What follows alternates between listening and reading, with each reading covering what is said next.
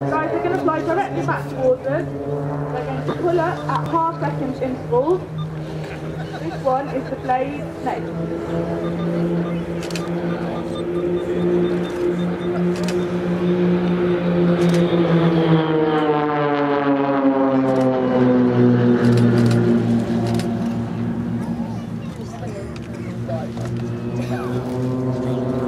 Now we've only got a small aircraft, the Extra's got quite a small wingspan.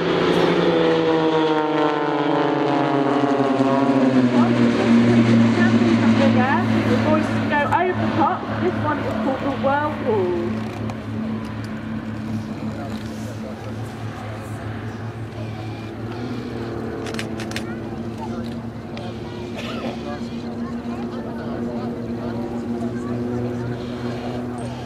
Now I hope you've been enjoying the display so far, and if you do like what you see, as I said, you can fly with the blades. We'll put you in the front seat and throw you around a little bit.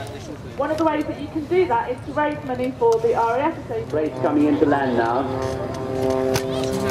I flew one of these aircraft with the blades all last year, 2 years ago, Farnborough, as a guest. That is from the front seat. But I've also flown one in the United States where one of my children was learning to fly, and they used the Extra for their spin training. And it's a difficult aeroplane to see where you're going. They're flying it from the back seat, these boys, to get the centre of gravity in the right place. Notice how there are no flaps either. So they're doing a side split to lose height to get it down just where they want it, knowing that one of their chums is quarter of a mile or half a mile behind them. So not easy to land once you get the nose in the air. Bearing in mind it's a tail dragger aeroplane. Once you get the nose in the air, you can't see an awful lot forward. Great big long engine and nose in the way. Here comes the second one. Notice as he raises the nose, you can't see anything, so he's relying on peripheral cues out of the side of the cockpit window. And that's an absolute beauty. That's called a wheeler. He's wheeling it on, and that's so he can keep running down the runway because he knows he's got his chum right up his rear end. Here comes the third one. See what sort of a landing he does. And that's pretty much a three-pointer, which is the safest way, but after touchdown, he's eased the stick forward, and that's raised the aeroplane again. It's lifted the tail off the ground, which again allows him to continue running because again, number 4 is about to touch down right behind him. See him side flipping in? That gives him a better view of what's going ahead, as well as allowing him to lose height without the benefit of flaps. Straightening it out just as he reaches the ground. In ground effect now. Oh, that must be the team leader. Oh, he'd be very proud. He'd be very pleased with that. It's not easy to do it right. It's quite a narrow runway here. It's smooth, but it's actually quite narrow. And these aeroplanes do wander around after landing. A landing's not complete until you've stopped, particularly when there's a strong crosswind. Today's wind favourable.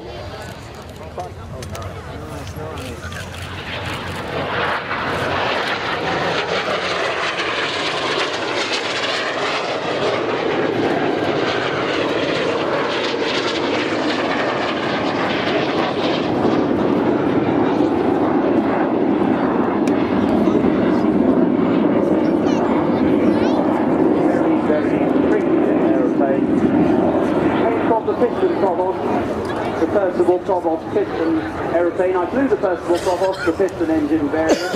I never flew the Jet Provost, but most of my chums did. Nobody has an unkind word to say about this aeroplane. Very comfortable. Ejector seat. Some pressurised, some not. The early ones unpressurised.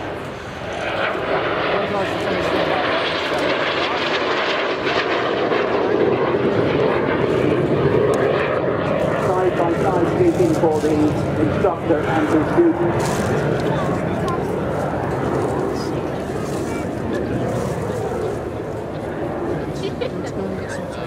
Very aerobatic, of course, as you can see. And in fact, the foundation of the Red Arrows was a Yellow Pelican team at the Central Flying School in the early 1960s. People like great man Ray Hanna. We'll be seeing one of Ray's aeroplanes later today. Coming now for a solo display by one of the JPs. Known as JPs, Jet Provost, always called JPs.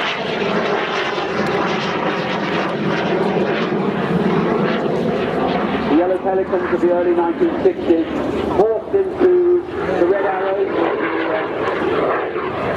NAS aeroplanes, and Ray Hanna was one of the very first leaders, of course.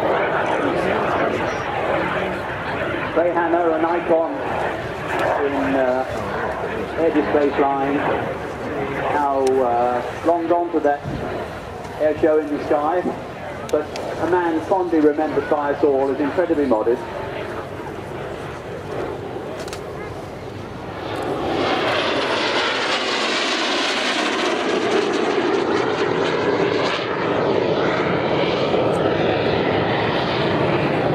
The jet bombers took over from the Vampire T-11,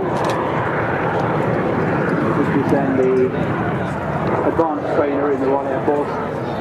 And this aircraft, as I mentioned, provided the straight-through training. In other words, pilots joining the RAF would go straight onto a jet and not fly something like a chipmunk or sit on provost first. They go straight into flying a jet aeroplane. They do their first solos on this jet aeroplane.